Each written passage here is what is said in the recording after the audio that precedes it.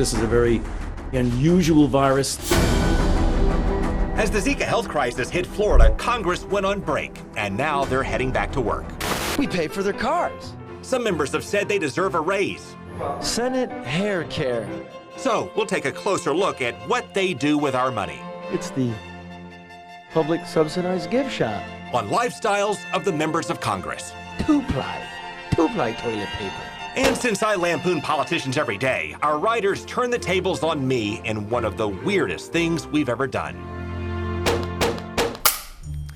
Hi, welcome to Money, Power, and Politics. Oh my goodness, yes. Money, power, politics, go, go, go. Plus, we'll ask Marco Rubio how he can say Donald Trump cannot be trusted with nukes, but still plans to vote for him. And if he ducks the question, we'll just keep asking. This is Money, Power, and Politics. Well, thank you for joining us, and please welcome Senator Marco Rubio off the top. Senator Rubio, thank you for joining us. Thank you. You're aware of the frustration of voters. If Congress continues to fail to act on the Zika crisis, respond to voters who say, by gosh, you just ought to throw out every darn one of them in Congress and start over. Well, first of all, I can tell you that since January of this year, I've been talking about Zika. By March and April, I was basically banging on the table, literally on the Senate floor, to all of my colleagues. I'm cautiously optimistic that we're in a situation next week where something will happen. It's unfortunate that it took these outbreaks to generate at least more attention about this issue, but I'm hopeful. But, you know, Washington is extremely dysfunctional, and both parties are to blame in that regard. In the race, you've made a pretty powerful case against Donald Trump in the course of endorsing him. And here's the part I want you to address. How can you say that Donald Trump cannot be trusted with the nuclear codes, and with that concern still be willing to vote for him?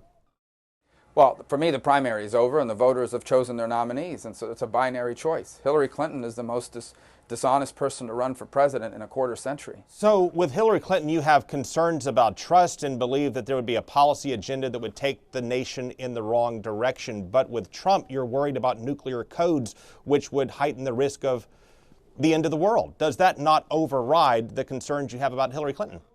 No, my concerns aren't just about issues. Hillary Clinton is the only person running for president who has mishandled and misused classified information. But you've said that you stand by your concerns about Trump not being trusted with the nuclear codes. Does that mean you think there would be a heightened risk of a nuclear attack with Trump as opposed to Clinton? Again, I'm telling you that Hillary Clinton is the only person running for president that's mishandled classified information. I mean, she's the only one here who has proven the inability to handle something as sensitive as classified information. Well, check out our YouTube channel for more with Senator Rubio. Search for Craig Patrick's Money, Power, and Politics and click subscribe. You'll also find investigations of money and politics and humor segments, and our special committee on public waste, which brings us to a Washington classic tonight with Charlie LeDuff.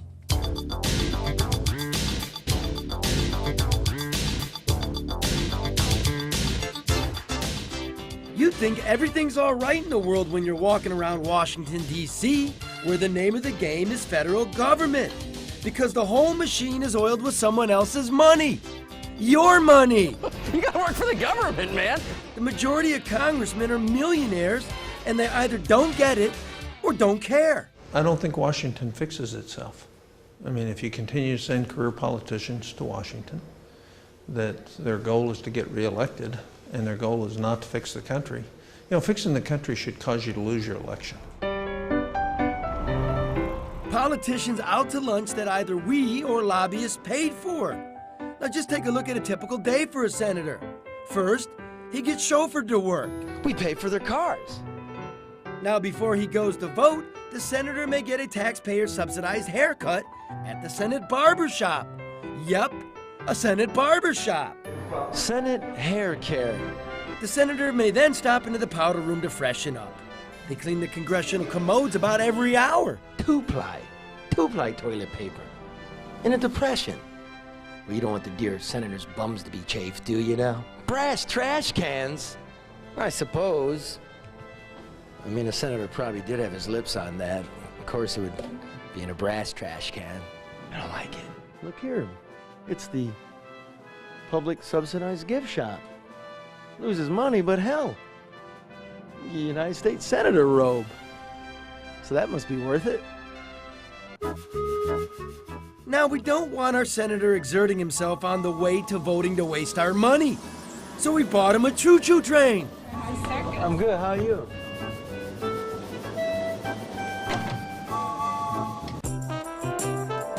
When the dear senator gets to the senator's only elevator, an attendant is there to press the button for him.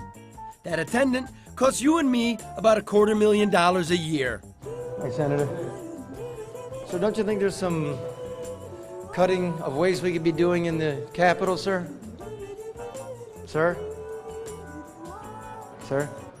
Now, we took our findings to a special committee on public waste. $250,000 a year for people to push elevator buttons? Yes, sir, that is correct. We don't want senators breaking their fingernails. Are you telling me we're spending $400,000 a year on a barbershop? Yes, sir, that is true, but they do a great job in 20 minutes or less. Are you telling me there's unlimited two-ply toilet paper in the Senate toilets? But not only that, we pay for cars, we pay for meals, and we pay for travel. It's great to be a senator. You're out of order. This whole thing's out of order. Take the Pentagon. A military blimp that cost $300 million was scrapped after making a single flight over New Jersey. Everybody knows what happens when you fly a blimp over New Jersey. First in the flesh, get it started. All the humanity and all the... The Department of Defense's books are not reliable. The Department of Defense financial statements are not reliable. Are not reliable. That's correct. DoD is the only federal agency which has not passed a financial statement audit. They've been... Senator Coburn tried to get a law passed requiring the Pentagon to show how it's spending our money. Seems simple, but the idea died in the Senate. And the Senate is controlled by Senator Harry Reid of Nevada, who's made millions of dollars while drawing a public paycheck. Harry Reid, you remember you called him an a-hole? Just a little bit of an a-hole or a big, gigantic a-hole? I'm not going there. I've been there already. Positions deserve respect. Individuals don't always live up to that, but it doesn't give us a right to minimize the position. Okay, we won't call him a senator, but I'm going to assume it's a big a-hole. Thank you, sir. You're welcome. Well, Senator Tom Coburn spent a decade in Washington trying to cut down on waste, but he got frustrated and retired from the Senate last year. Okay, coming up, since I satirized the candidates and I'm off on Labor Day, the team has some fun at my expense. Now, what's the show called again? By competing for the chance to play me while I'm off.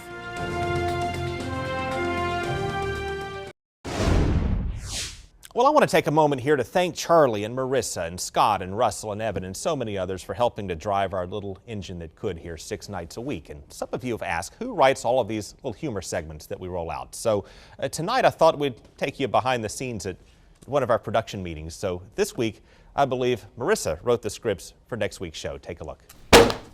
Nice. Yeah. You wrote all this? Yeah.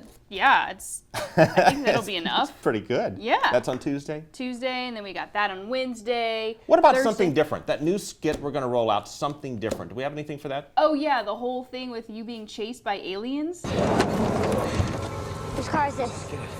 Whose car is this? It's okay. We're with Fox 13 News, but we've got to get out of here because there's a great big... Well, that was different. It was different, maybe a little too different, though. What about that thing from Charlie LeDuff that he mailed in? Didn't he have something he sent us? Yeah. And now for something completely different, wrestling an Iowa pig farmer in a motel room.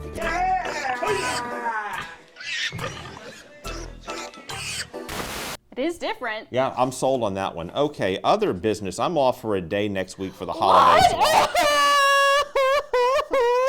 What? I'm off for the holiday. You're off for the holiday? Who takes the holidays off? Well, I gotta take a holiday off. You can't take the holiday off. Who's gonna fill in for you? Just find somebody to play me. What, you're just gonna call like a Ryan Seacrest just to find a replacement? That's not a bad idea. Wait a minute. Is that what you've been working on all week? Roll a clip. Are you guys ready?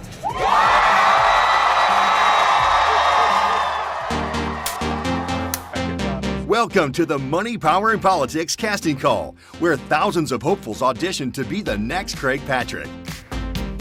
We couldn't believe how many people want to try out and be Craig, but it's not as easy as they all think. Well, hey, how are you? And welcome to, Our director, Darren, he was so excited, but then he just blew it. Charlie LeDuff will be here, and he's got some great stuff. No, he doesn't.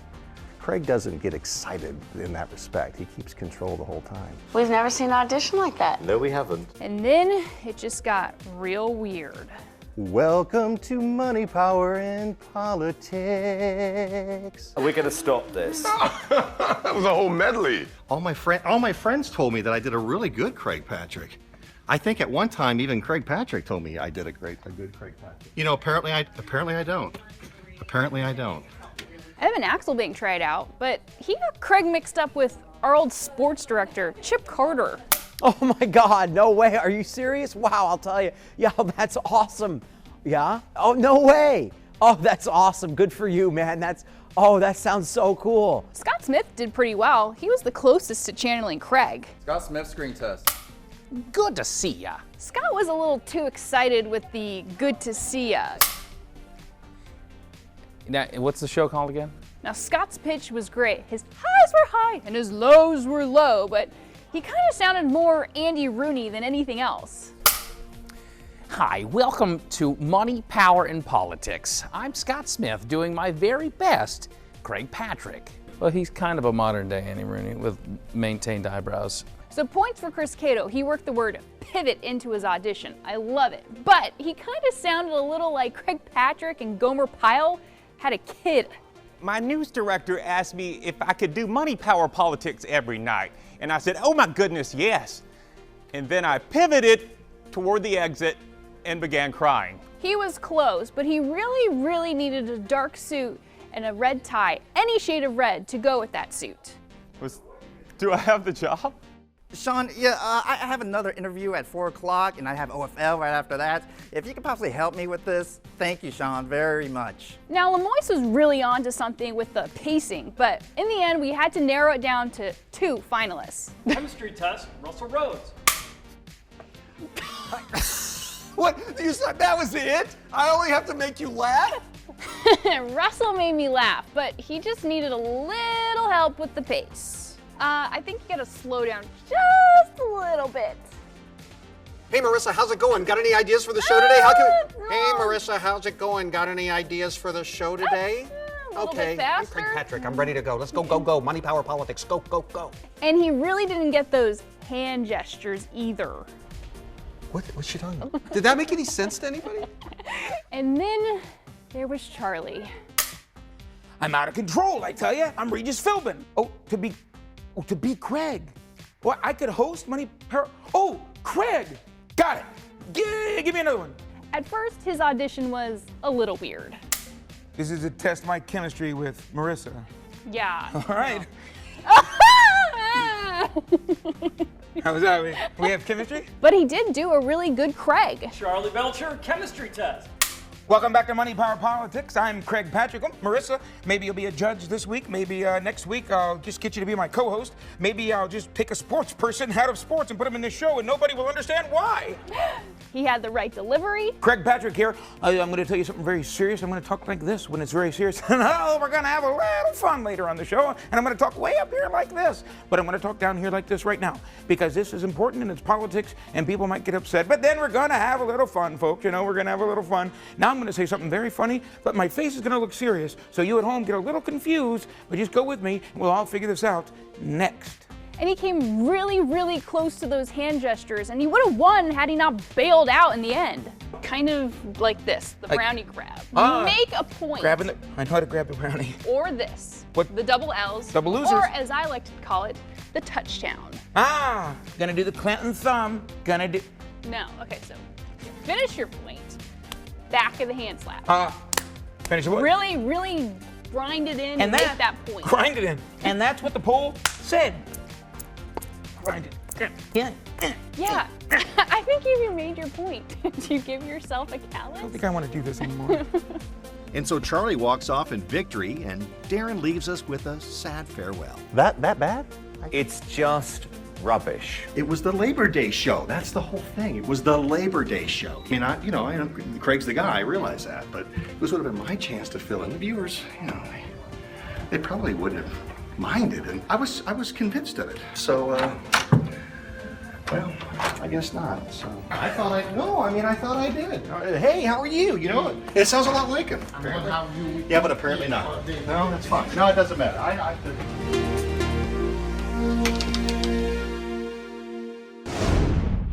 And I don't know how to follow that up. Just roll the T's. Coming up, we'll take you through a wild week in politics and our week in review.